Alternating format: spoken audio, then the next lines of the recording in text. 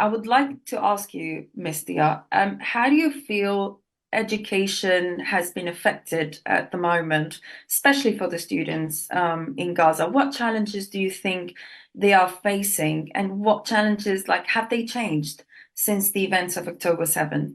Oh, yes, certainly. So, just a quick background: we're Palestinians, diaspora Palestinians, as well as Palestinian students from the region who study outside or even at home.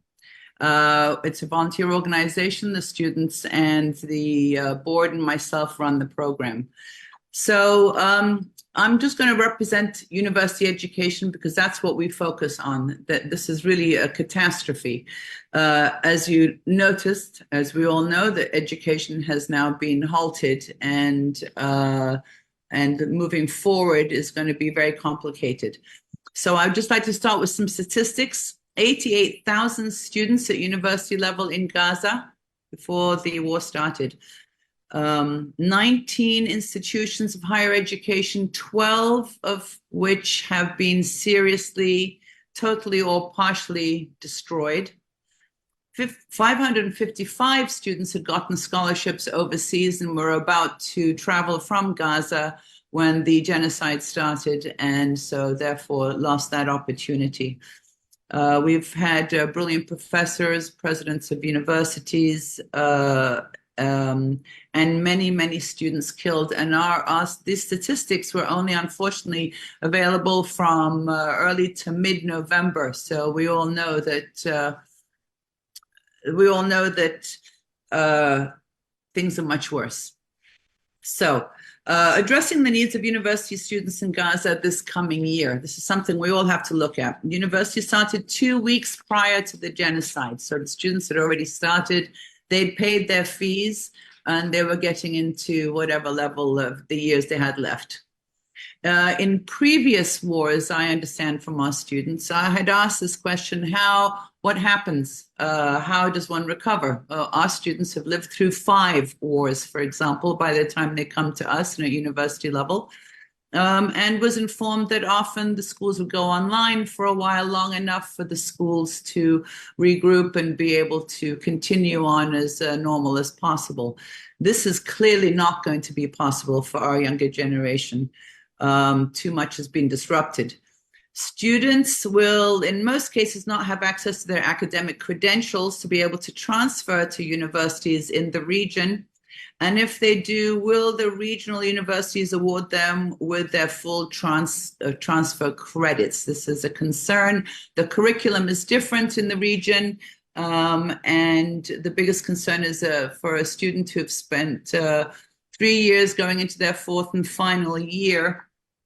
How will they be able to transfer? And as we're finding out now from the universities in nearby countries, that the students are being told, no, you've got to start all over again.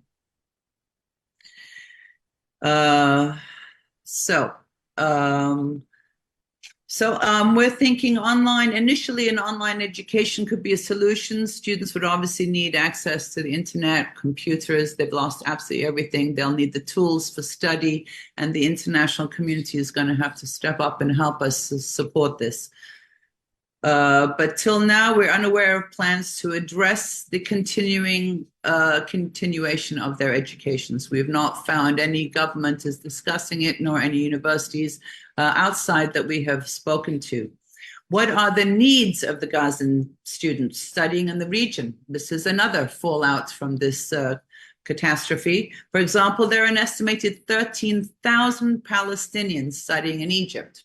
Now, that includes West Bankers, and our West Bank community have also been seriously impacted. But today we're just addressing Gaza. So this is the information I have for Gaza to share with you. 5,000 of these Gazans are studying in Egypt.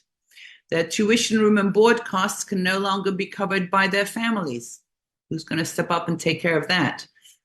While they may be able to continue at university, so some in the region, you can defer your university fees, but upon graduation, you must pay the bill or you do not receive your diploma. So this has actually been the case of those who are extremely poor who've managed to get to universities outside and somehow managed to negotiate with the schools that they can continue year from year, but they do not receive their diploma until they've paid in full. And as you can imagine, after 4 or 6 years in medical school, that bill is very high. And there's still no solution as to how it's going to be paid. And of course, for all of the students now, this is a total catastrophe. What else did I write? Consider these issues. Yeah. So what do we do with the students, for example, in Egypt, who don't have money for room and board? What do we do with them? Who's going to pay for them to live in Egypt? Because they cannot return home. This is a very, very serious issue. It is indeed. I know of a few movements, at least here in the UK. I would say they've been carried out by individuals, which is not enough to cover the amount of people that need help. But I can tell you for sure, a lot of us here in this community have been trying to help students in Egypt and the students stuck here in the UK as well, because as you know, the fees must be just as expensive as they are in the US and other places. But definitely there's more to be done. And we thank you so much for the insight that you've given us into the challenges. I have one more thing to say because Sure. this was parts. I think I've got a few more minutes. Students who have left Gaza recently have found that they obviously cannot start mid-year. So students are losing these next 6 months and not being able to be in school. So how can universities around the world support the needs of students from Gaza? This is my last topic. We would request that the universities around the world consider establishing scholarships to address the needs of Gazan students. These scholarships would need to be comprehensive to include travel costs, living stipends, computers, and full tuition fees covered. Mentors are also required to assist these students to help them navigate university selection and the application process. Because if these young people are dealing with foreign countries, if their English is strong enough, they can study abroad or even studying in the region, they may need assistance, especially after the trauma. They may need a guide, a mentor, assistance in going through this process. Perhaps universities can design an examination to best evaluate the students if the students don't have access to their transcripts and cannot prove their grades.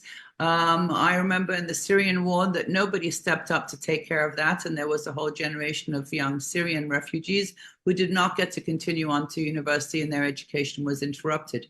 We hope that all universities will also become more flexible regarding their transfer requirements to facilitate many students who were about to graduate. What about those who were about to graduate? Should they really have to repeat all 3, 4, 5 years? While immediate humanitarian support is crucial, we also should be thinking about the restoration of the education system ASAP. It's a fact that Gazans and Palestinians in general have a very high literacy rate. Historically, they've always valued education as a pathway to independence, a better life prospects, and dignity. We cannot afford to lose this generation of brilliant, motivated Palestinian scholars.